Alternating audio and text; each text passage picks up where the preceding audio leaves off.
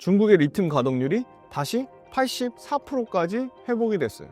무슨 말이냐? 포스코홀딩스 리튬 사업이 적자로 유지됐었는데 이 부분도 상당히 회복될 것으로 보고 있습니다. LG엔솔 같은 경우는요, 그 스페이스 X 그 인공위성에 들어가는 배터리를 납품하고요, 휴머노이드 로봇에 들어가는 배터리를 납품합니다. 올해 아마 2026년도에 본격적으로 휴머노이드 로봇 양산된다고 하면 LG엔솔이 상당 부분.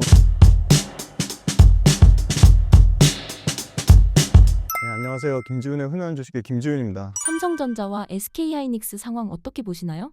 한 달 만에 찾아뵀는데 지금 장이 너무 좋죠. 그런데 삼성전자 하이닉스 갖고 계시지 않으신 분들은 굉장히 포모를 느끼실 것 같아요. 그래서 계속 삼성전자 하이닉스만 좋을 거냐, 그거는 저희가 냉정하게 좀 따져봐야 될 것 같고요. 그런데 조금 삼성전자 하이닉스 갖고 계신 분들 입장에서 좋은 거는 삼성전자 하이닉스가 밸류에이션이 비싸지 않죠. 제가 굉장히 준비를 많이 했는데요, 요거는 삼성전자 이제 요 실적표에 보시면 삼성전자 내년에 포워드 PR이 10배가 안 돼요. 9배거든요. 그러니까 삼성전자 입장에서는 주가는 많이 올랐는데 실적이 너무 빠르게 개선될 거라고 보니까 밸류에이션 부담이 없는 거죠. 자, 요거 밑에는 하이닉스 실적표 이제 피디님 띄워주실 건데, 하이닉스는 더 싸죠. 내년에 약 8배입니다. 삼성전자 9배, 하이닉스 8배인데 지금 여기 실적이 어떻게 되어 있냐면요, 하이닉스가 내년에 실적이 대략 영업이익 90조, 당기순이익 72조 잡아놨어요. 외사 리포트에 따르면 하이닉스 영업이 지금 100조 얘기 나오죠. 뭐 심지어 115조까지 얘기하는 데도 있어요. 뭐 경쟁하듯이 하이닉스 영업이익을 올립니다. 그러면 외사 기준으로 영업이익 100조를 본다고 하면 거기에 85%가 당기순이익이라고 대충 얼추 잡으면 80조에서 85조 순이익이면 하이닉스 PER은 6배로 떨어집니다. 삼성전자도 지금 영업이익 지금 여기는 106조라고 해놨는데 제일 적게 보는 데가 113조고요. 제일 많게 보는 데는 133조까지 보는 데가 있어요. 그러면 평균값 딱 내보면 120조죠. 120조로 보면 PER 8배까지 떨어집니다. 그러니까 삼성전자 하이닉스가 밸류에이션 부담이 낮다 보니까 아무래도 삼성전자 하이닉스로 외국 기관 입장에서도 수급이 몰릴 수밖에 없는 건데, 좋은 얘기만 나오고 있죠. 온통 다 삼성전자 하이닉스 사라고 얘기하는데, 그럼 삼성전자 하이닉스 앞으로 문제는 없을 거냐? 첫 번째는 특히나 하이닉스 같은 경우는 첫 번째 HBM의 점유율을 계속 60%대를 엔비디아 내에서 유지할 수 있냐라는 거에 대해서는 당장 올해 2026년부터 하이닉스는 삼성전자의 HBM 점유율을 상당 부분 뺏길 것으로 예상이 됩니다. 즉 삼성전자는 HBM 자체의 점유율이 10% 초반에서 30% 초반까지 올라가고요, 반대로 하이닉스는 67%의 점유율에서 50% 초반 또는 50% 밑에 49%까지 떨어질 것으로 예상이 됩니다. 그러면 하이닉스는 기존의 HBM에 대한 프리미엄으로 계속적으로 올랐던 시장에 HBM에 대한 프리미엄 시장을 잃으면서 가격이 떨어질 수밖에 없는 거고요, 하이닉스는 상대적으로 D램에서 HBM이 차지하는 비중이 매우 높죠. 적게는 30%에서 많게는 40%. 그러면 반대로 하이닉스 같은 경우는 D램에서 HBM이 차지하는 비중이 워낙 크다 보니까 일반 D램과 일반 낸드의 실적이 더 가파르게 지금 업황에서는 개선된다고 하는데, 일반 D램과 낸드 실적이 개선되는 부분은 하이닉스보다는 당연히 삼성전자가 훨씬 더 수혜를 많이 받을 수밖에 없는 거죠. 그 다음에 두 번째, 일반 D램과 낸드도 그래요. 계속 가격은 오른다고 합니다. 지금 현재로서는 낸드는 거의 49%, 올해 2026년도 이미 25년도 올랐는데 거기서 추가적으로 49%가 더 오른다고요. 두 번째, D램 작년에 거의 60% 가까이 올랐는데 올해 또 추가적으로 40% 오른다고요. 그러면 D램과 낸드는 계속 오를까요? 그러긴 쉽지 않겠죠. 왜? 공급을 줄여서 가격이 올라가는 부분은 분명히 한계가 있을 겁니다. 수요가 늘어나야 되죠. 근데 최근에 계속 그런 얘기가 나오고 있어요.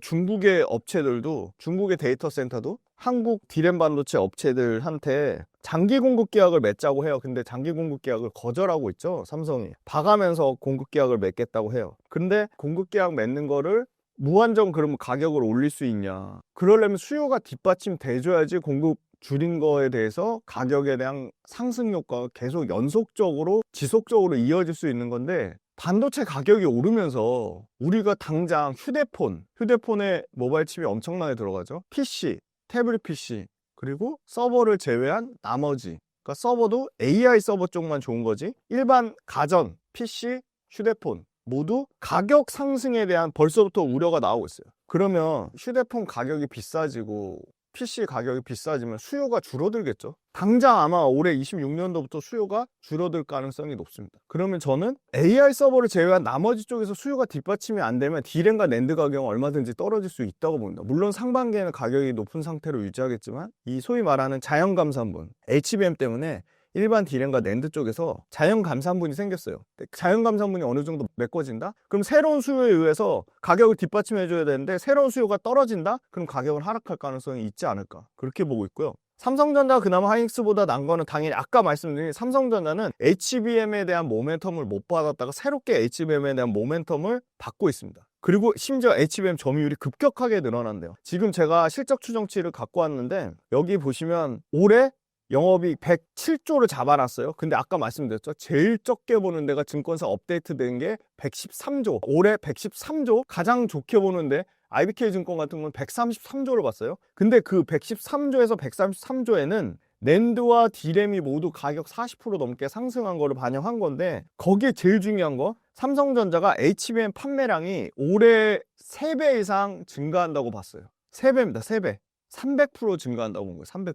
HBM 매출만 26조를 찍을 거라고 했어요. 26조. 삼성전자는 HBM이 폭풍 성장할 거라고 보는 겁니다. 근데 D램과 낸드 가장 세계에서 많이 생산하고 가장 점유율 높은 1등이 어디죠? 그게 삼성전자입니다. 그래서 삼성전자가 훨씬 약간의 밸류에이션 측면으로 보면 하이닉스가 더 싸다고는 하지만 실적의 증가폭 자체는 삼성전자가 더 크다고 보고 있습니다. 자, 이 증가폭도 중요한데요. 자, 영업이익 삼성전자 100조 잡아놨는데 오늘 촬영하는 1월 9일 바로 전날에 삼성전자 분기 영업이익 20조 최대 실적 갱신을 했습니다. 아마 이제 삼성전자 분기 영업이익은 30조 시대를 열 거라고 예상이 되고 있어요. 그러면 당장 올해 1분기 때 대략 25조에서 28조 정도를 본다고 하면 곱하기 4하면 110조 정도 되죠. 28 곱하기 4하면. 근데 삼성전자가 100조에서 110조 정도 영업이익 찍으면 그 영업이익의 질이 상당히 좋다는 겁니다. 그러니까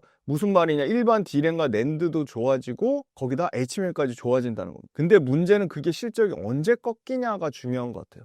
일반 D램과 낸드 가격이 떨어지면 시차를 두고 삼성전자 실적도 꺾일 건데 일단은 추세는 내년까지는 실적이 안정적으로 무난하게 영업이 100조대 이상을 유지할 것으로 보여요. 근데 다만 실적의 성장률이 둔화되면 그 부분은 주가가 당연히 선반영할 것으로 보고 있습니다. 왜냐하면 삼성전자도 단기간에 100% 넘게 올랐죠. 불과 작년 초만 해도 5만 원 후반대부터 14만 원까지 올랐으니까 삼성전자도 거의 지금 150% 넘게 올랐습니다. 그 다음에 이제 낸드하고 방금 말씀드렸던 D램의 가격이 올해 하반기부터는 좀 떨어질 것으로 예상이 됩니다. 상반기까지는 올라가고요. 이 낸드 가격 또는 D램 가격이 떨어지는 거를 어느 정도 주가에 지금 시차를 두고 반영할 거냐가 좀 중요할 것 같습니다. 그 다음에 이제 또 기대하는 부분이 이겁니다. 구글의 TPU가 엔비디아의 어떻게 보면 유일한 대항마처럼 굉장히 급부상하고 있습니다. 주문형 반도체 아시? 근데 구글의 TPU를 메타도 쓰겠다고 해요. 아마존도 관심을 보입니다. 구글의 TPU가 잘 되면 삼성전자 입장에서는 굉장히 좋은 상황입니다. 우리가 엔비디아 GPU만 얘기하지만 엔비디아 GPU에 대응할 AMD와 구글의 TPU와 다양한 아마존의 자체 칩 트레니움, 마이크로소프트의 자체 칩 마이야, AMD의 자체 칩 MI350, MI400 이런 칩들이 많으면 많아질수록 당연히 삼성전자의 D램과 낸드와 HBM 모두 필요한 상황입니다. 그래서 결국은 삼성전자의 반도체도 빅데이터, 빅테크들이 AI 데이터 센터를 최소한 올해하고 내년까지는 성장률을 꺾지 않고 있기 때문에 그때까지는 괜찮을 거라고 보고 있고, 가격이 빠지는 것도 봐야 되지만 HBM 출하량이 얼마나 줄어드는지도 보셔야 될 것 같아요. 삼성전자가 올해 작년에 10%대 초반에서 올해 진짜 좋게 보는 데는 37%까지 HBM 점유율을 높게 차지한다고 하니까 앞으로 삼성전자가 밸류에이션도 낮으면서 하이닉스보다 기존에 없던 HBM의 주도권을 삼성전자가 상당 부분 뺏어오면서 멀티플의 확장이 일어날 것으로 보이고, 그 다음에 일반 D램과 낸드가 현재 가격 수준을 유지한다고 하면 그것에 대한 최대 수혜도 삼성전자가 볼 수밖에 없다. 마지막으로 삼성전자는 파운드리가 연간 7조 넘게 적자였는데, 엄청난 적자였는데 이게 분기에 7천억대 적자, 그러니까 연간으로 2조대 적자로 적자폭을 엄청나게 줄일 것으로 예상이 되고요. 삼성전자 파운드리의 적자폭을 줄이는 데는 아마 테슬라의 새로운 신규 칩 A16 칩, 테슬라의 신규 칩 AI6 칩, 요거가 상당 부분 얼마나 그 불량품이 없는지, 양산 수율이 얼마나 잘 나오는지, 그리고 테슬라에 들어가는 물량 가동률이 얼마나 올라오는지에 따라 굉장히 다른 빅테크 고객들이 관심을 갖고 있다. 아마존, 메타, 구글, 마이크로소프트, 이 테슬라의 제품에 대한, 테슬라의 AI 칩에 대한 삼성 파운드리의 수율이 올라오면 상당 부분 삼성 파운드리에 추가적으로 대기하고 있는 빅테크들에 대한 기대감이 삼성전자에 반영이 될 거로 보고 있고요. 최근에 애플의 이미지 센서 역시도 삼성전자 파운드리가 수주를 받았고, 또 기존에 원래 고객이었는데 떨어져 나갔던 퀄컴이 지금 삼성 파운드리에 수주를 다시 맡긴다는 얘기가 지금 나오고 있습니다. 그래서 파운드리가 살아나면 삼성전자 입장에서는 굉장히 또 새로운 안정적인 캐시카우를 얻게 되는 효과를 보고 있고요. 아마 메모리 3사가 공급을 늘릴 수 있는 클린룸이라고 하죠. 클린룸에 여유가 있는 것도 삼성전자밖에 없다. 하이닉스는 청주의 M15 공장을 100% 다 HBM 대응, HBM3나 HBM4 대응으로 하지만 삼성전자야말로 D램과 낸드 쪽의 공급, 일반 D램과 낸드 쪽의 공급을 늘릴 수 있는 상황이다. 공급을 상당 부분 메모리 또는 D램이 지금의 어떤 쇼티지, 그리고 HBM만 중요한 줄 알았는데 요번에 CES에서 젠슨왕이 그래서 막 샌디스크랑 주가가 막 급등했잖아요. 그 이유가 이제는 저장이 중요한 시대다라고 했어요. 삼성전자, 하이닉스 모두 이 SSD 저장 장치, 심지어 뭐 HDD까지 뭐 품귀 현상 벌일 정도로 데이터 센터에 있어서 저장 장치가 굉장히 중요하다. 데이터를 어디에 저장할 거냐. 그래서 그 데이터 저장 장치 관련돼서 낸드 쪽이 급부상하고 있고, 그 낸드 쪽이 급부상하는 거 역시도 삼성전자가 가장 최대 수혜를 받을 거로 보고 있습니다. 다만 분명히 조심해야 될 거는 삼성전자, 하이닉스 분명히 환율 효과가 있고요. 두 번째는 아까 말씀드린 자연 감산분 때문에 실적이 일종의 좋아 보이는 일종의 착시 효과가 있다. 그런 측면을 말씀드릴 수 있을 것 같고요. D램하고 낸드 가격이 꺾이는 부분, 그 다음에 빅테크가 이 캐펙스를 줄이는 부분을 충분히 고려를 하시면 좋을 것 같고요. 삼성전자, 하이닉스가 이번에 CES 2016에서 새로운 어떤 모멘텀 기대감으로 갖고 있는 거는 이번 현대차가 CES의 최고의 스타가 됐죠. 바로 피지컬 AI입니다. 그럼 피지컬 AI에는 칩이 안 들어가냐? 피지컬 AI에도 당연히 LLM, 거대 언어 모델 못지않게 칩이 엄청나게 들어가죠. 즉, 휴머노이드 로봇 피지컬 AI가 산업의 성장 속도가 급속하게 빨라지면 당연히 메모리 반도체는 경기 순환제가 아니라 플랫폼 확산에 따른 구조적인 성장 산업으로 볼 것으로 예상이 됩니다. 로봇 본체의 온디바이스의 추론 칩과 실시간 제어에 들어가는 AI 칩 비중이 커지면서 바로 저전력, 고집적 LPDDR이 커질 거고, LPDDR의 세계 최강은 삼성전자이기 때문에 로봇 한 대당, 그리고 로봇의 보급 대수가 늘어날수록 이 LPDDR에 대한 수요 역시도 직관적으로 커질 것으로 보고 있습니다. 그거에 대한 수혜도 당연히 삼성전자가 누릴 것으로 보고 있기 때문에 휴머노이드라는 새로운 모멘텀이 생겼습니다. 휴머노이드는 HBM과 LPDDR을 모두 필요로 하기 때문에 이 부분에 대한 수혜도 삼성전자가 볼 거라고 예상이 되고 있습니다. 그런데 중요한 건 AI 캐펙스 투자는 분명히 꺾일 거고요. 그리고 두 번째, 아까 D램과 낸드 가격도 꺾일 겁니다. 근데 약간의 시간은 존재한다. 그래서 삼성전자, 하이닉스를 못 담은 거에 대해서 엄청난 포머를 느끼겠지만 삼성전자, 하이닉스에만 너무 매몰되지 말자, 이렇게 말씀드리겠습니다. 최근 국내 2차 전지 업종 상황을 전해주신다면요? 네, 2차 전지 주가가 좀처럼 회복되지 못해서 굉장히 좀 무거운 마음을 갖고 있습니다. 그 공급 계약 취소가 연달아 터지면서 상당히 좀 수급에 어떤 철저하게 소외되는 모습을 보이고 있습니다. 안타깝게도. 일단은 제가 표를 갖고 왔는데, 이제 이거는 LG에너지 솔루션 수급의 표인데요. LG에너지 솔루션은 지금 40만 원이 깨진 상황에서 외국인의 수급은 계속적으로 들어오고 있습니다. 외국인이 지금 오늘 거래를 제외하고 오늘 소폭 팔고 있는데 약 10거래일 연속으로 외국인은 계속 저점 매수가 좀 들어오고 있고요.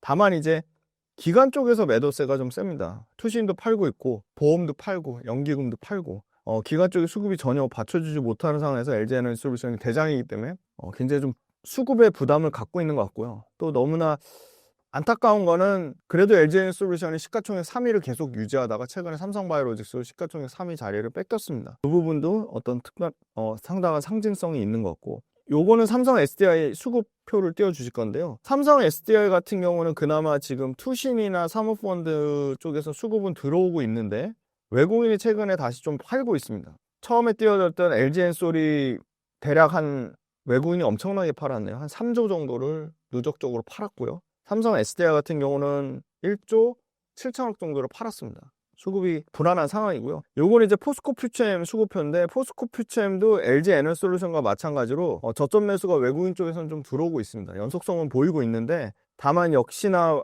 포스코 퓨처엠도 연기금이나 투신 쪽에서 엄청나게 팔고 있습니다. 기관이 계속 주가 하방을 계속 끌어내리고 있고요. 에코프로비엠입니다. 에코프로비엠도 기관은 팔고 있고요. 근데 연기금이나 사모펀드 쪽에서 소량이나마 매수세가 들어오고 있고 외국인은 계속 팔다가 에코프로비엠도 지금의 가격대에서는 외국인의 저점 매수가 조금 일부 들어오는 상황입니다. 결론적으로는 수급이 그렇게 썩 LG에너솔루션 외국인 수급 정도 빼고는 좋지 않은 상황이다. 그렇게 말씀드릴 수 있을 것 같고요. LG에너솔루션 그 계약 취소 관련돼서 많이들 궁금해 하시는데 중요한 건 올해 2026 실적에는 영향이 없고요.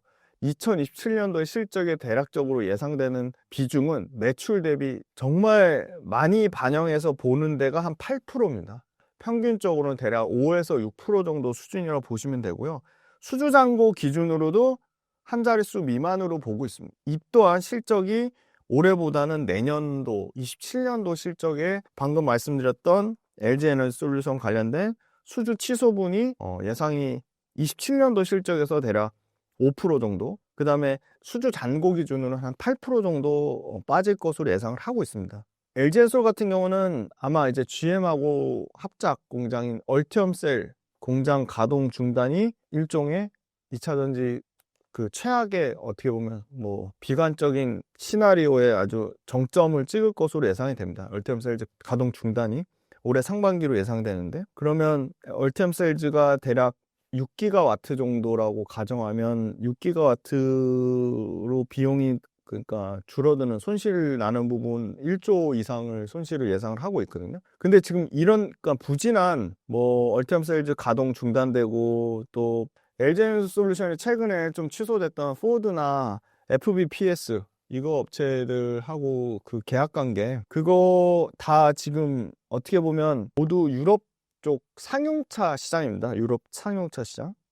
고객의 전략 변경으로 취소는 됐는데 중요한 건 전체 매출의 5%에서 7% 정도 차지한다고 말씀드렸고 그럼 이 부분을 대체가 전혀 불가능하냐? 그건 아닙니다. 지금 ESS 쪽으로 빠르게 대체가 되고 있고요. 가장 미국에서 아주 공격적으로 빠르게 라인 전환한 게 LG에너솔루션이고 LG에너솔루션이 가장 그 미국에서 풀 밸류체인으로 말 그대로 ESS만 납품하는 게 아니라 시스템 인티그레이션, 시스템까지 같이 통합하는 그것도 ESS LFP로 가장 빠르게 중국을 제외하고 양산하는 업체가 LG엔솔이기 때문에 LG엔솔하고 삼성 SDI는 아마 올해부터 본격적으로 할 거라고 예상이 되고요.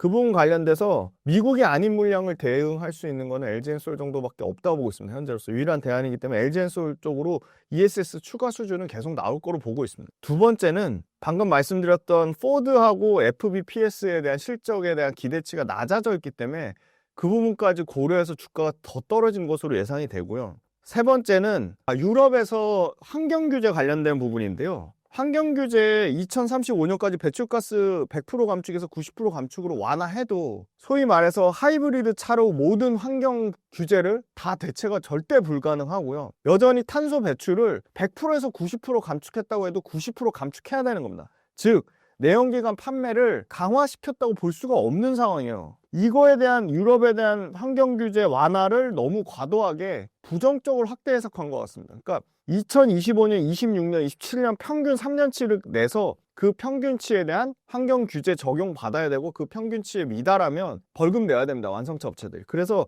저는 결론적으로 유럽에서 판매량 지금 살아나고 있거든요. 12월 달 데이터, 가장 최신 데이터가 12월 데이터인데 12월 달에서도 유럽의 데이터는 25%씩 성장하고 있어요. 물론 중저가 전기차 위주입니다. 근데 유럽에서 판매량 성장하는데 결정적인 역할이 독일이 보조금 금지였는데 독일 말고도 지금 프랑스, 영국 추가적으로 보조금 금지하는 유럽 국가들 많이 나올 것으로 보고 있습니다. 영국, 프랑스, 독일 외에 새롭게 이태리나 스페인 쪽에서도 전기차 판매가 늘어나고 있습니다. 그러니까 유럽은 살아나니까 탄소 배출 90% 감축 역시도 주가에 반영되면서 야 그러면 다시 휘발유차로 돌아가는 거 아니냐 이렇게 확대 해석이 되는데 그런 상황은 전혀 아니라고 말씀드리고요.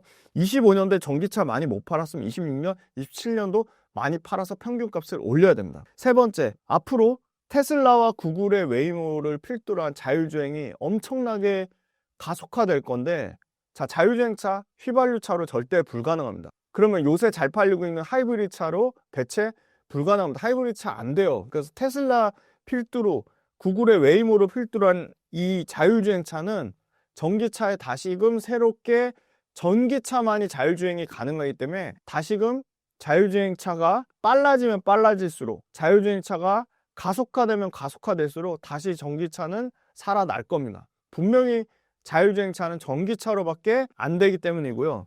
자율주행차 구글의 웨이모랑 테슬라가 굉장히 세게 경쟁을 하고 있습니다. 심지어 이제 웨이모는 영국의 런던과 일본에서 테슬라 역시도 미국을 넘어서 글로벌로 영상 많이 다니더라고요. 테슬라 최신 버전, FSD 최신 버전 우리나라에서 그 시범 운행하는 거. 그래서 이제는 제발 좀 악재에 둔감하고 ESS라는 모멘텀과 자율주행이라는 모멘텀이 새롭게 부각돼야 된다고 보고 있고요.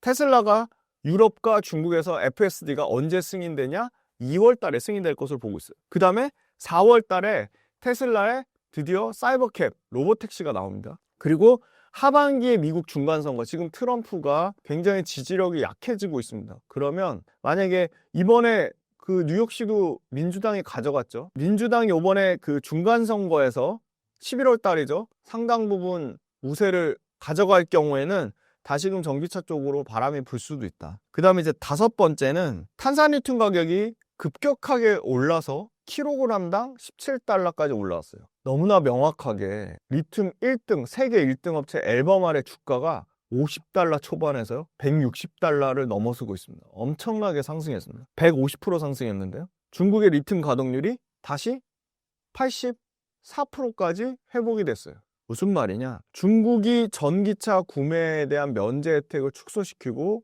리튬과 다양한 원자재 관련된 공급 중단을 했죠. 그래서 강펑 리튬이라든지 앨범알이라든지 SQM이 올해 가격 전망을 상당히 공격적으로 올해 못해도 30%, 많게는 50%까지 가격이 올라간다고 했어요. 그럼 리튬 가격 올라가면 당연히 양극재 업체 판가가 올라가고요. 배터리 셀 업체도 판가가 올라갑니다. 그러면 재고평가 손실이 환입돼서 당연히 실적에 긍정적으로 영향을 미칠 것으로 보고 있고요. 포스코홀딩스 같은 리튬을 직접 생산하는 업체들 굉장히 오랜 기간 동안 2, 3년을 포스코홀딩스 리튬 사업이 적자로 유지됐었는데 이 부분도 상당히 회복될 것으로 보고 있습니다. 마지막으로 CATL과 BYD가 미국 내에서도 ESS 시장을 거의 독점하고 있었는데 CATL과 BYD의 ESS가 관세를 58.4%까지 상호관세, 보편관세 다 합쳐서 58.4% 가격을 매길 경우에 급격하게 가격 매력도가 떨어지고요. BYD나 CATL이 납품하는 ESS보다 LG엔솔의 LFP ESS 가격이 58.4% 관세 기준으로 더 싸집니다. 그래서 가격적인 측면도 중국 업체들의 가격 경쟁력을 잃을 것이다. 그렇게 보고 있고요. 최근에 다시 전고체 배터리가 차세대 배터리로 새롭게 주목을 받고 있습니다. 가장 빠르게 삼성 SDI가 2027년에 전고체 배터리 양산하겠다고 밝혔어요. 불과 이제 1년밖에 안 나왔습니다. 그래서 전고체 배터리의 모멘텀, 리튬 가격 상승의 모멘텀, ESS의 모멘텀. 가장 중요한 거는 직접적으로 당장 실적에 반영되는 ESS 모멘텀인데요. 그래서 제가 표를 갖고 왔는데 NH투자증권 리서치센터에서 갖고 온 표입니다. LG엔솔 기준으로 올해 ESS 쪽 매출만 작년에 2조대에서 7조 보고 있습니다. 어마어마하게 늘어납니다. 그러니까 전체 매출 25조인데요. 여기도 상당히 보수적으로 잡은 실적 추정치입니다.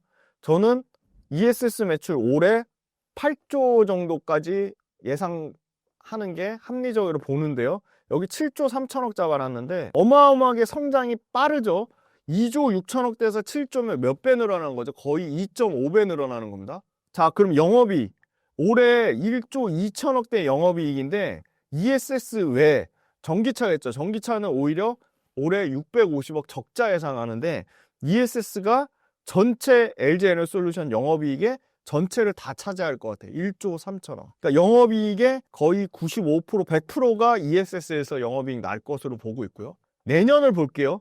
이 LG에너지솔루션 실적 브레이크다운 NH투자증권에서 참고한 건데요. 내년에도 2027년 전체 매출 30조를 보는데 그중에 LG에너지솔루션의 ESS 매출이 10조대를 보고 있습니다. 30%가 ESS에서 매출이 나고요.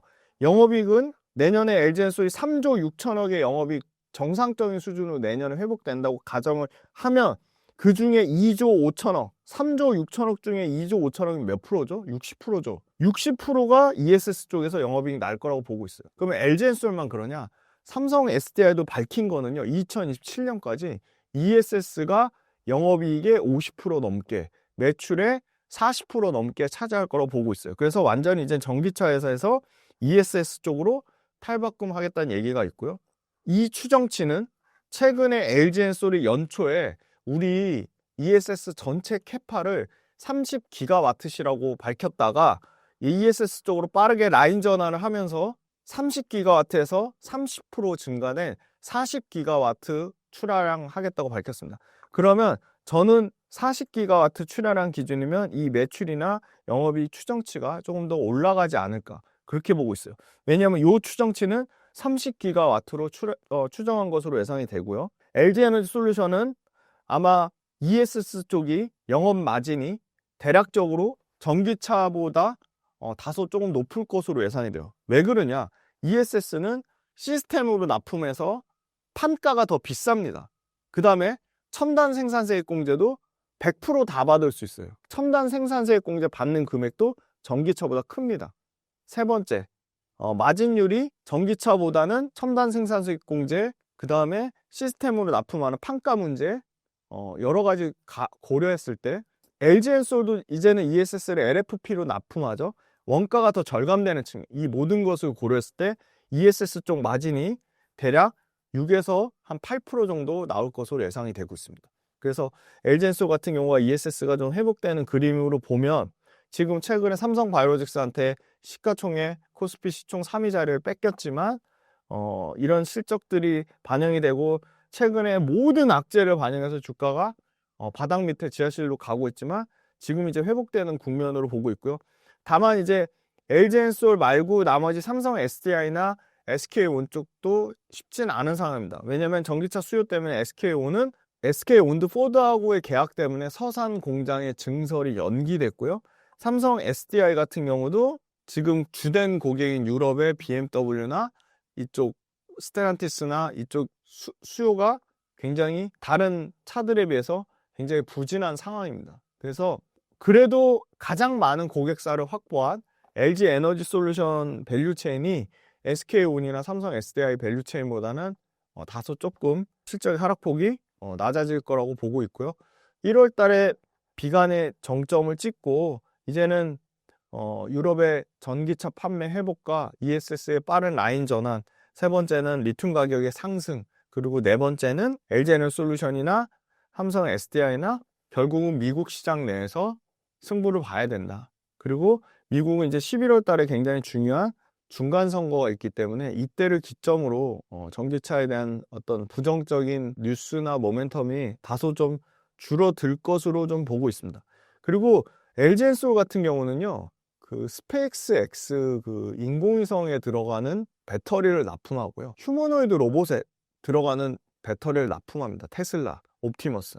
앞으로 로봇 시장이 엄청나게 커진다고 하면 당연히 그 로봇의 그 배터리를 누가 납품할지 LG에너지솔이나 삼성 SDI가 미국의 휴머노이드 업체들이 중국 배터리 업체에 배터리를 맡기지는 않을 것 같아요. 그래서 그 측면도 지금의 주가에는 전혀 반영은 안 돼 있는데 올해 아마 2026년도에 본격적으로 휴머노이드 로봇 양산된다고 하면 거기에 들어가는 배터리 수요 역시도 LG에너지솔이 상당 부분 수혜를 입을 가능성이 높다고 보고 있습니다. 요즘 로봇 산업의 미래 가치가 상당히 크다는 전망들이 많이 나오고 있는데요. 시장에서는 왜 로봇 산업을 단순한 테마가 아니라 장기적으로 볼 산업으로 이야기하는 걸까요? 로봇이 작년 25년도에 엔비디아 젠슨왕이 개발자 컨퍼런스에서 로봇에 대해 첫 화두를 던졌어요. 피지컬 AI 로봇이 시작이다. 그래서 그때 이후로 국내 로봇 회사 어니콜딩스와 로보티스가 텐베거를 갖고요. 로봇은 여전히 성장이 말 그대로 폭풍 성장이 진행 중입니다. 물론 최근에 주가는 큰 폭의 조정을 받았습니다. 주가라는 게 반도체도 마찬가지라고 생각하고요. 조선도 마찬가지고 방산도 마찬가지고 원전도 마찬가지입니다. 주가가 가파르게 올라갈 때는 올라가지만 또 조정 주고 쉬었다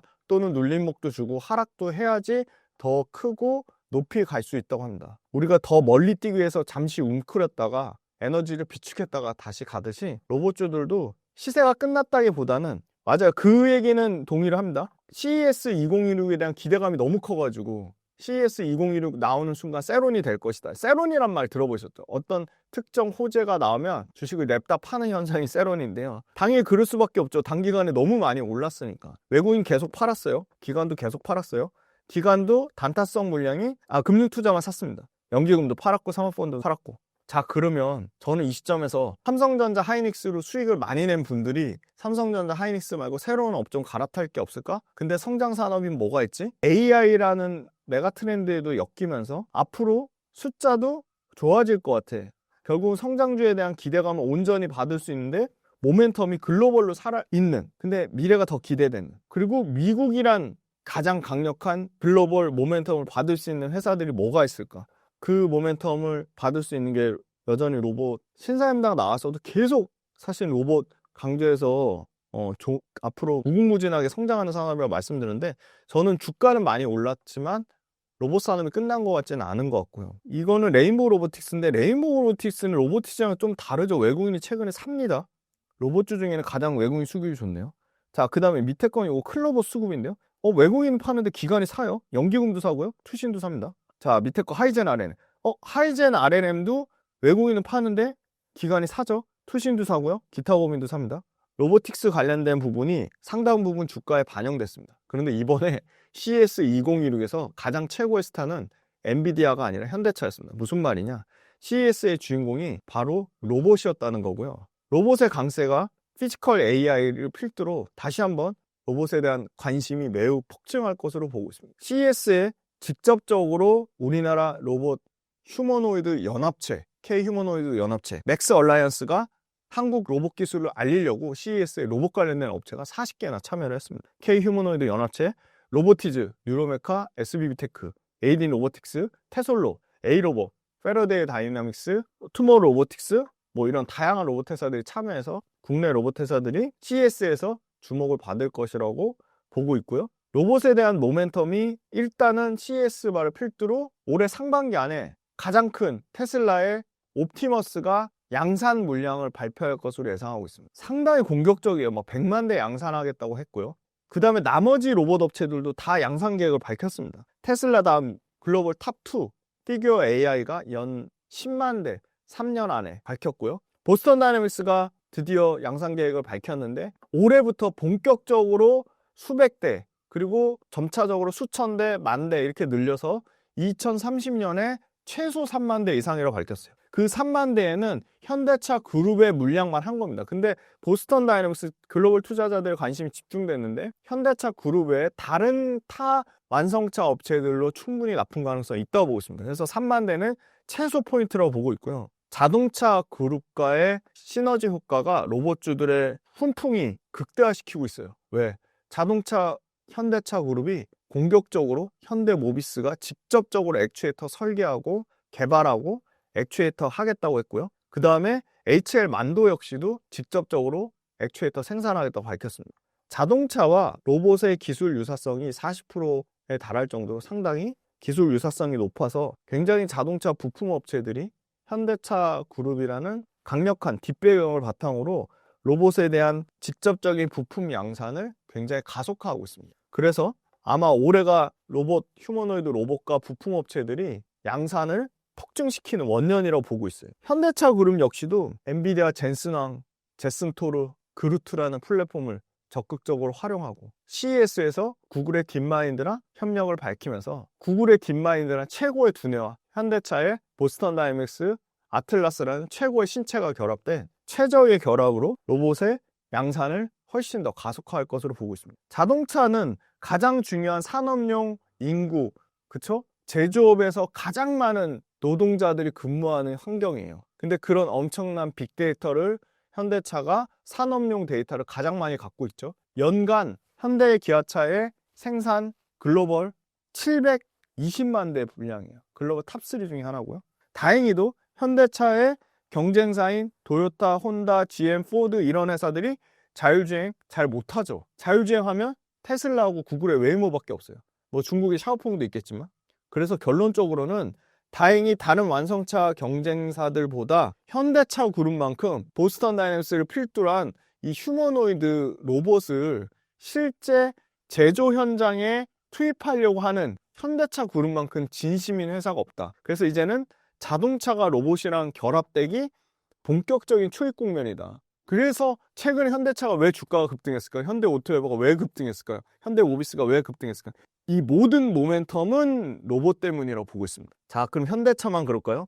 자, 삼성전자의 지금 모든 가전과 반도체 뺀 나머지를 총괄하는 노태문 삼성전자 대표이사 사장님이 아주 따끈따끈하게 CES 2016에서 자, 우리 로봇 분야는 삼성전자 미래의 아주 중요한 성장 동력 중에 하나라고 밝혔습니다. 제조 현장의 자동화를 위해서 우리는 로봇을 최우선적으로 추진할 것입니다.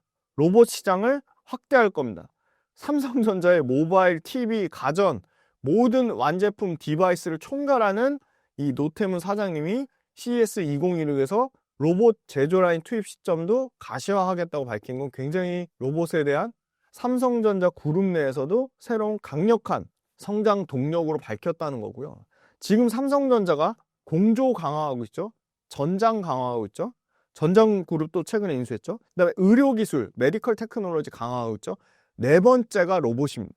삼성전자의 신규 성장, 4대 신성장 동력으로 로봇을 강조했고요. 최근에 삼성전자가 레인보우 로보틱스 말고 다른 추가적인 로봇 회사에 대한 인수를 예상을 하고 있어요. 그럼 또 뭐 부정적으로 얘기하시는 분은 레인보우 로보틱스로 뭐가 부족하고 기술력이 딸려서 이런 거가 아니라 로봇 산업의 생태계 자체를 엄청나게 키우려고 하는 것 같아요. 그 다음에 엔비디아의 젠슨왕이 보스턴 다이내믹스의 휴머노이드 로봇 아틀라스를 보고 극찬을 했어요. 그래서 따로 정의선 회장이랑 깐부 회동 말고 CES 2016 끝나고 따로 만나자고 했어요. 결국은 엔비디아의 젠슨왕도 제슨토르와 그루트라는 로봇 관련된 소프트웨어 플랫폼을 오픈소스로 글로벌 로봇 휴머노이드 로봇 회사한테 확 뿌릴 거예요. 그러면 그 확 뿌리려면 로봇 확 뿌린 거를 테스트할 테스트베드가 너무너무 필요하고요.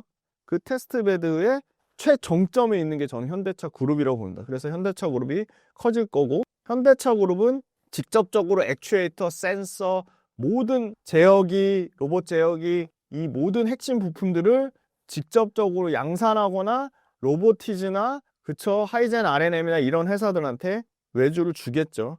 그래서 이런 부분이 상당히 기대가 되고, K-휴머노이드 얼라이언스 뿐만이 아니라 미국 상무부에서 로봇 관련된 기업들을 사장들을 만나면서 로봇 관련된 기업을 미국에서도 정책적으로 밀어주겠다고 했어요. 그러면 미국 정부의 수혜도 당연히 로봇 기업이 받는 거고요. 그 CES에서 앞으로 로봇 관련된 플랫폼을 국내 자동차 회사 그리고 국내 휴머노이드 로봇에 있는 부품 회사들, 왜냐하면 미국의 유럽의 휴머노이드 로봇 업체들이 중국의 로봇 밸류체인을 쓸 것 같진 않아요. 왜냐면 앞으로 로봇은 미국과 중국의 양강 구도가 될 건데 가장 강력한 경쟁사한테 자기네들의 핵심 부품을 맡기지 않겠죠. 다행인 거는 로보티즈가 최근에 급등한 이유도 로보티즈는 글로벌 로봇 업체에 심지어 최근에 보스턴 다이내믹스 물량이 늘어난다고요.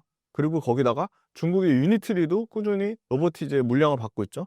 그리고 로보티즈가 자체적으로 휴머노이드 로봇도 개발한다고 해요. 국내 로봇 회사 중에서도 다행히 글로벌 로봇 회사로 부품을 납품하는 회사들이 있다. 그래서 로봇 회사들이 앞으로 실적이 매출의 증가가 가장 중요해 보이고, 적자 회사들이 흑자 전환 시기가 이미 앞당겨졌습니다. 로보티즈 흑자 전환한 회사고요. 레인보우 로보틱스도 올해 연말 정도 되면 흑자 전환하지 않을까 그렇게 예상이 됩니다. 앞으로 AI, 피지컬 AI가 이제는 새로운 AI의 새로운 성장 동력이 될 텐데, 새로운 성장 동력이 되려면 다양한 로봇 관련된 데이터들이 너무너무 중요하고, 이 산업의 데이터가 중요하고, 산업에 대한 데이터를 엔비디아와 또 구글이 경쟁적으로 로봇 관련된 플랫폼을 만들면서 그 로봇 관련된 플랫폼의 테스트베드 하드웨어로 국내 자동차 제조업체를 택한 걸 봤을 때 아직도 성장성은 무궁무진하게 남아있다라고 보고요. 피지컬 AI는 계속 앞으로 부각받을 것으로 보고 있습니다. 그리고 로봇 관련된 상장 기업, 그러니까 즉 중국의 유니트리 포함해가지고 올해도 아마 상당 부분 로봇 관련된 새로운 기업들이 시장에 들어오면서 계속적으로 모멘텀을 살릴 것으로 보고, 올해가 아마 로봇 회사들이 실제 그러니까 실험실에 있는 단계에서 산업 현장으로 나와서 양산되는 초입 국면인데, 그 초입되는 국면이 기존의 일부 은퇴한 생산직 인원을 뭐 부정적으로 얘기하시는 부분은 일부 대체하는 수단에 불과하다라고 하지만, 로봇의 투입 단가가 너무 싸졌고요. 그리고 로봇은 사회적인 노동 문제를 야기하지 않고요. 그리고 로봇은 365일 24시간 일할 수 있고요. 그리고 로봇은 앞으로 생산성, 그리고 작업의 효율, 안전성, 그런 얘기도 나와요. 이제 원전, 폐원전, 그리고 노후화된 아파트 철거할 때, 그 다음에 군사 보안 현장에 다양한 서비스, 그리고 인간이 하기 어려운 3D에서 직접적으로 로봇이 다 투입될 것으로 예상이 되고 있어요. 기술력이 엄청나게 빨라지고 있고, 생산직의 은퇴를 앞당길 수 없는 생산직의 보완제 수준에 그칠 거라는 의견보다는 생산직을 거의 완전히 대체하는 수단으로 갈 것이다. 그럼 생산직을 완전히 대체한다? 어마어마한 규모로 시장은 더 커질 것으로 보고 있어서, 최근에 나온 거는 로봇 산업이 자동차 산업의 약 2배 정도 커질 거라고 봐요. 그 2배 커지는 기준이 생산직에 일하시는 분들의 20% 대체했을 때 자동차 산업이 2배라고 보거든요. 그래서 제가 재미난 거 챗GPT에 돌렸더니 자동차 산업이 올해 5천조에서 6천조 시장이에요. 내년에 6천조에서 7천조고 28년도 정도 되면 8천조 시장이라고 해요. 자율주행 이런 거 다 합쳐서. 그러면 2배면 2028년도면 8천조라고 잡고 거의 1조 1경, 그죠? 1경 넘는 수준이에요. 1경 6천조 시장이에요. 그죠? 그러니까 엄청난 시장이라서 이 시장에서 우리나라 기업들이 상당히, 저는 뭐 기술력이 떨어진다, 중국에 비해서 뒤처졌다라고 하지만, 미국이라는 강력한 휴머노이드 탑 티어, 미국하고 중국이 양대로 가져갈 거라고 보며, 미국이란 강력한 뒷배경을 두고 국내 로봇 업체들이 앞으로도 성장할 건데, 실질적으로 숫자가 진짜 의미 있게 막 진짜 말 그대로 5천억씩 뭐 1조씩 찍히는 로봇 회사들이 시간은 걸리지만 분명히 저는 나올 거라고 보고 있어서, 말 그대로 로봇 투자야말로 좀 진짜 장기 투자의 관점으로 보면 어떨까. 앞으로 성장은 계속할 건데 성장률이 둔화되는 시점, 주가가 선반영한 거 인정하지만 올라온 만큼 실적이 이제는 앞으로 로봇 회사들도 따라올 것으로 보고 있습니다. 시장이 엄청나게 커지는데 거기서 그럼 국내 로봇 회사만 소외된다? 그거는 좀 말이 안 된다고 보고 있습니다. 최근 조선사들 실적이 사상 최고 수준인데 주가 선반영이 되었다는 의견이 있습니다. 26년 1월 국내 조선주의 상황을 전해주신다면요? 조선주가 주춤했다가 최근에 다시 살아나고 있어요. 자, 이게 HD 현대중공업의 수급표인데 오늘까지 외국인이 5일 연속 다시 사고 있고요. 연기금도 사고 있어요. 조선주 주가가 살짝 눌린 거지 추세 하락은 아닌데, 그렇게 싸지 않은 가격이지만 HD 현대중공업 수급이 들어오고 있는 거고요. 그럼 HD 현대중공업만 들어오냐? 아닙니다. 삼성중공업 보시면 외국인이 여기는 7거래일 연속으로, 최근에 삼성중공업이 HD 현대중공업만큼 올랐거든요. 근데도 역시나 외국인 수급이 들어오고 있습니다. 그 다음에 이건 하나오션인데요. 하나오션은 외국인 쪽보다는 기관 쪽, 보험, 투신, 연기금이 엄청나게 사고 있습니다. 수급이 굉장히 좋죠. 그 다음에 실적 얘기를 하셨는데 실적 안 꺾이죠. 실적 계속 좋아집니다. 자, 보시면 이게 HD 현대중공업인데, HD 현대중공업 같은 경우는 이미 작년에 드라마틱하게 7천억대에서 2조 3천억으로 기저효과라는 게 있습니다. 실적이 너무 좋아지면 그 기저효과보다 더 좋아져야 되니까 당연히 성장률이 둔화될 수밖에 없는 건데, 그 성장률 둔화라고 얘기하기에는 2조 3천억대에서 올해 3조 3천억 보니까 거의 50% 증가해요. 영업이 어마어마하게 증가하죠. 그리고 27년도에도 역대급 HD 현대중공업이 역대급 영업이 찍을 것 같아요. 4조 돌파할 것 같아요. 그럼 3조대에서 4조 돌파하면 몇 프로 증가하는 거죠? 30% 증가하는 거죠. 어마어마하게 증가할 걸 봅니다. 그래서 PER이 계속 떨어지는 겁니다. 내년 기준으로 포드 PER이 19배까지 HD 현대중공업이 떨어져요. 삼성중공업 볼까요? 삼성중공업도 올해 1조 4천억대, 내년에 1조 8천억대로 HD 현대중공업만큼은 아니지만 30% 넘게 영업이익이 개선돼요.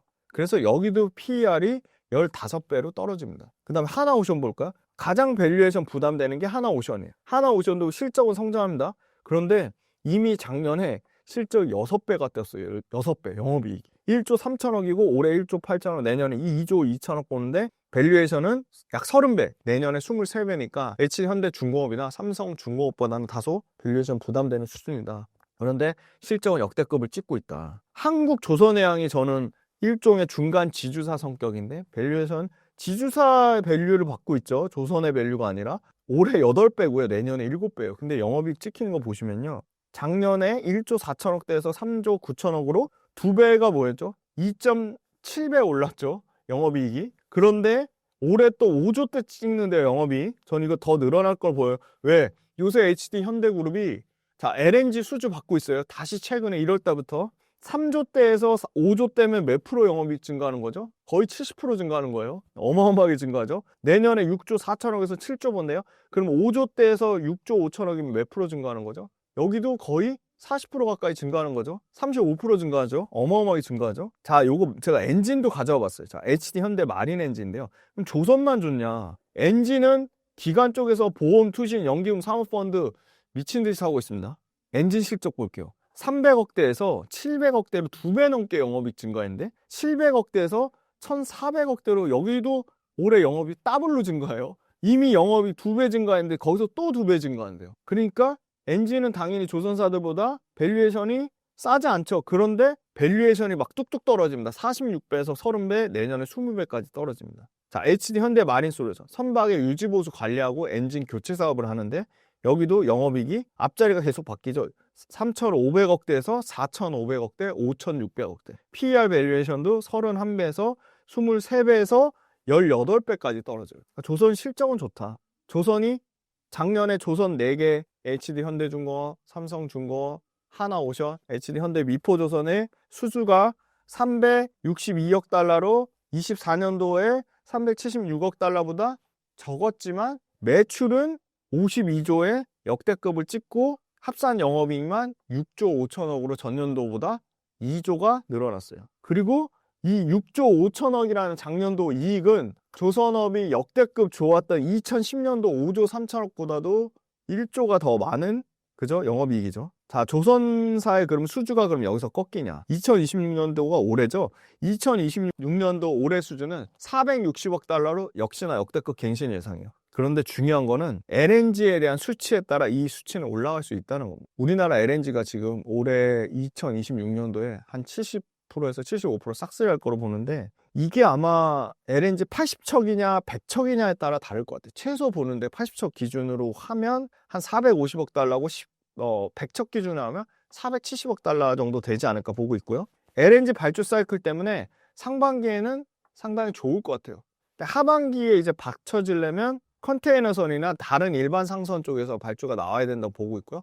일반 상선 쪽에서도 솔솔치 않게 나와 보인다. 근데 마스가 엄청 기대하시는데 법안 통과가 돼야 돼요. 사실 숫자로 보면 매출 1조 정도 추가되는 수준이니까 조선사들 볼까요? 자, HD 현대중공업 매출 얼마죠? 올해 예상되는 매출만 21조예요.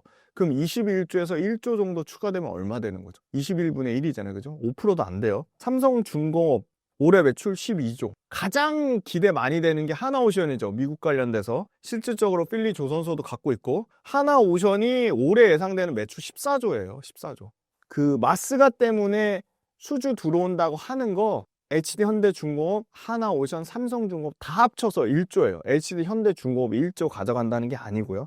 그러니까 당연히 하나오션이 1조 통으로 다 못 가져가죠. HD현대중공업이랑 쪼개져서 가져갈 거예요.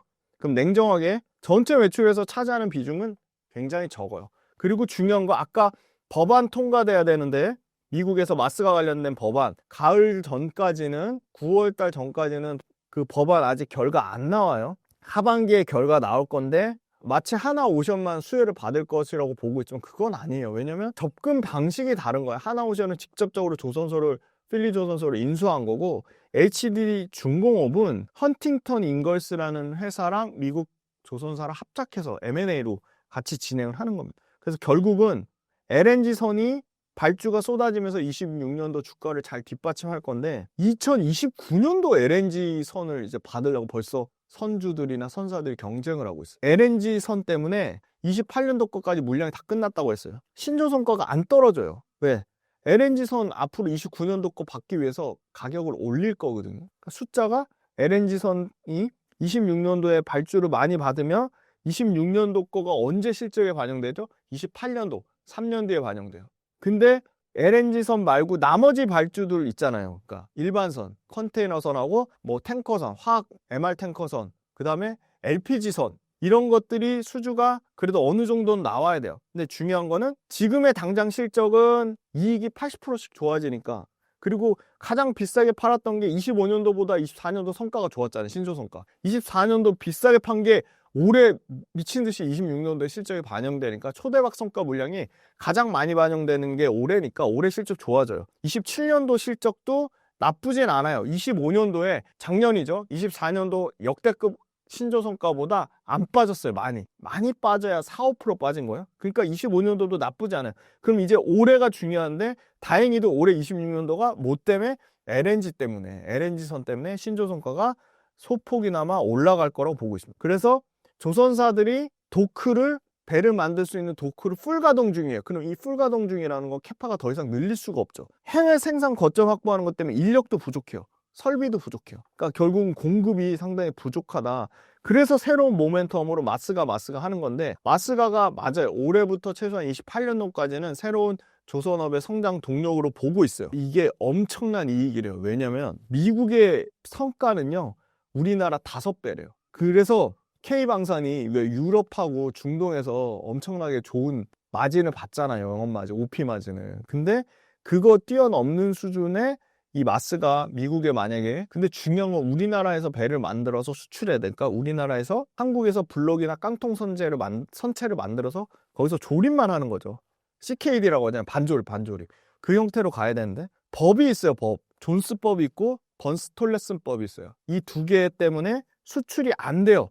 특수선, 군함 다 미국에서 제작해야 돼요. 미국에 인력 써야 돼요. 마진이 급격하게 떨어지겠죠. 근데 중국 해군력을 견제해야 되고 미국 입장에서는 조선업을 부활시켜야 되기 때문에 아마 이 법을 미국 입장에서는 배를 더 싸게 그리고 더 빨리 공급하려면 우리나라에서 숙련된 인력으로 안정적으로 만들어서 거기서 미국에서 조립만 하는 게 가장 빠를 것 같아요. 미국에서는 지금 내수 조선 산업의 일자리를 지켜야 된다는 측면이랑 미국의 조선업 부흥, 이 두 개가 약간 보수적인 신념이나 이런 게 싸우는 것 같아요. 근데 결국은 한국 같은 상호 방위 조약을 맺은 국가한테 미국의 조선 대형 자재 공급을 열어주자는 법안들이 심사 중이고, 이 법안이 가을에 통과될 가능성이 높다는 거고, 이게 통과되면 새로운 미국이란 없던 모멘텀이 생겨서 다시 한번 조선업이 레벨업이 될 것 같고요. 미국에서 아까 말씀드렸지만 매출로 보면 맥스 1조다 현재로서는. 그러니까 그렇게 엄청난 큰 상황은 아닌데 일종의 모멘텀이 커지는 거죠. 이 모멘텀 관련돼서 이제 구축함, 전투함, 그리고 바로 차세대 군수 지원함, 여기에 기대감이 커요. 근데 여기는 하나오션만 해당되는 건 아니다. HD 현대중공업이랑 삼성중공업으로 물량을 쪼개서 가져가야 된다. 저는 이거 역시도 HD 현대중공업이 하나오션 못지않게 가장 큰 수혜를 볼 거라고 보고 있어요. 근데 다만 지금 법안에 대한 일종의 그게 있죠. 불확실성이 있죠. 그 다음에 LNG선 진짜 그렇게 수주 받는 거 맞아? 근데 실제 1월 달에 수주가 막 터지고 있어요. 수주가 터지고 있고, 그 다음에 군함이나 이런 특수함이나 이런 쪽, 그러니까 소위 말하는 일반 상선 말고 특수선이라고 하잖아요. 이거 다 미국만 얘기하는데 페루도 있고요. 페루 지금 HD 현대중공업이 진행하고 있죠. 이집트도 있어요. 군함. 그 다음 60조짜리 캐나다 있어요. 캐나다. 엄청나게 많은 이런 프로젝트들이 미국 외에 특수선 쪽에서 있다. 그거에 대한 기대감을 우리는 봐야 된다고 보고 있고요. 조선뿐만이 아니라 엔진을 봐야 되는 이유는, 아까 조선은 도크가 없어서 공급을 못 늘리는데 엔진은 공급을 늘릴 수 있어요. 자, 그리고 엔진은 좋은 거는요, 중국 배들의 발주를 받고 있어요. 중국 자체 엔진사들이 있겠죠. 근데 중국 배들도 국내 한화 엔진이나 HD 현대 마린 엔진 쪽으로 발주를 주고 있어요. 엔진 기업들은 일단 캐파의 여유가 있는 거고요. 두 번째는 국내 조선소 플러스 중국 조선소의 모멘텀을 받고 있다. 국내 조선소는 LNG선을 누가 진짜 많이 받냐에 따라 판가름이 날 건데, 아마 LNG선 110척, 80에서 100척 정도 신조 발주를, 이거 역시도 HD 현대중공업이 상당 부분 싹쓸이 하지 않을까. 그렇게 보고 조선 엔진 쪽도 같이 봐야 되고, 조선 엔진 관련돼서 조선 엔진에 지금 보시면 HD 현대 마린 엔진하고 하나 엔진이, HD 현대 마린 엔진은 기존의 위탁으로 받는 거에서 직접적으로 HD 현대 미포조선 거를 이제 본격적으로 중형 엔진을 받으면서 드라마틱하게 실적이 좋아지는 걸 나타내고, 조선이랑 똑같아요. 조선도 비싼 배 있잖아요. 신조선가 역대급 찍었을 때 배들이 실적이 반영되시지.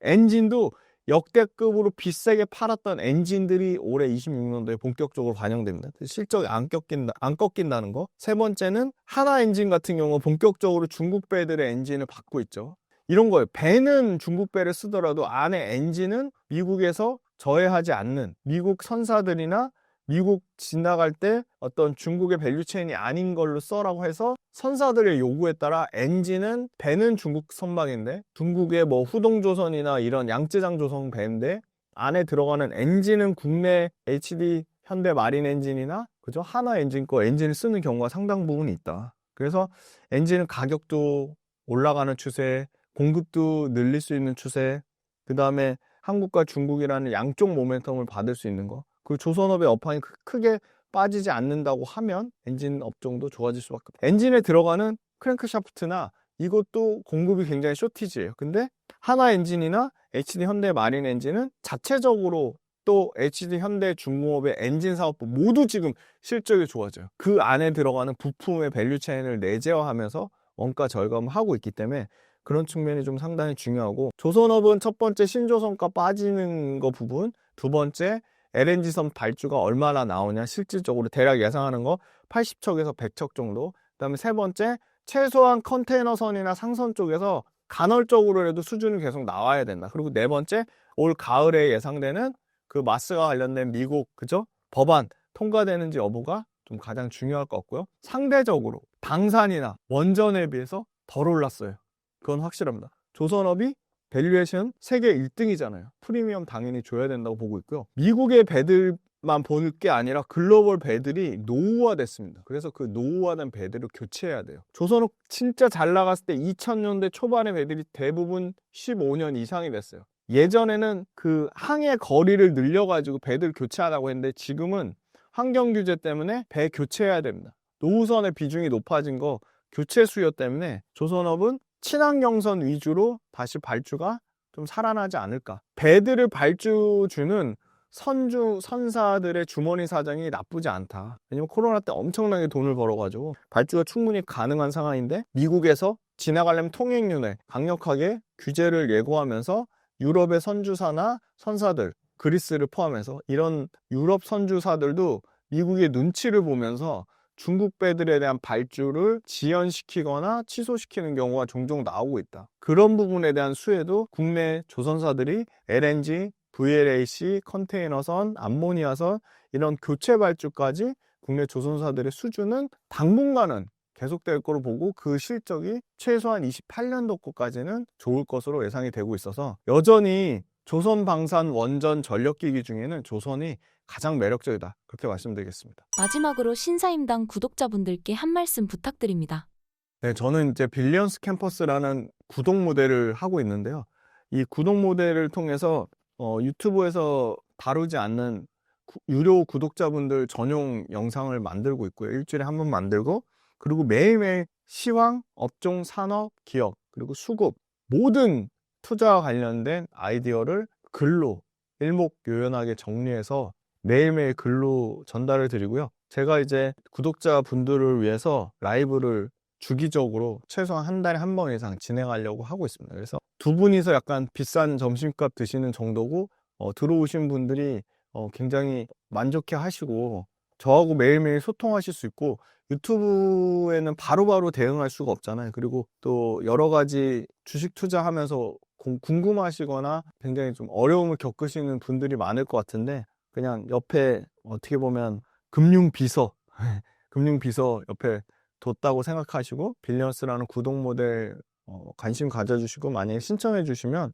굉장히 큰 도움 되실 거라고 믿고, 그리고 저하고 계속 피드백도 하고, 그리고 제가 라이브도 진행하는 거 외에 오프라인으로도 만나서 계속 소통하려고 하니까 같이 이렇게 재밌게 오래오래 주식 투자 라이프를 즐기고 공부하실 분들은 빌리언스 캠퍼스 구독 모델도 많은 관심 부탁드리고요.